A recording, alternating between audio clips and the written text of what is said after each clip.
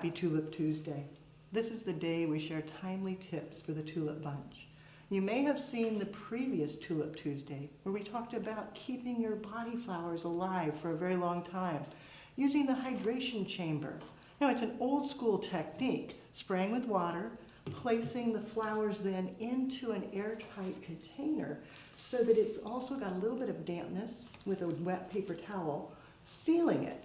Now that old school technique was given new life. Thanks to Susan McCleary, she coined it the hydration chamber, which is very true. You're hydrating to keep it alive longer. But did you know it will also work with your wedding bouquets? Take your bouquets, spray them down with water so that they're damp, then completely cover them with a very lightweight plastic bag. Put those in the cooler and let them sit overnight. That will harden them off. It's a miniature hydration chamber for your bouquets. Then when it's time to deliver, go ahead and pull it off and the bouquet will be perfect. Now you know how the pros do it.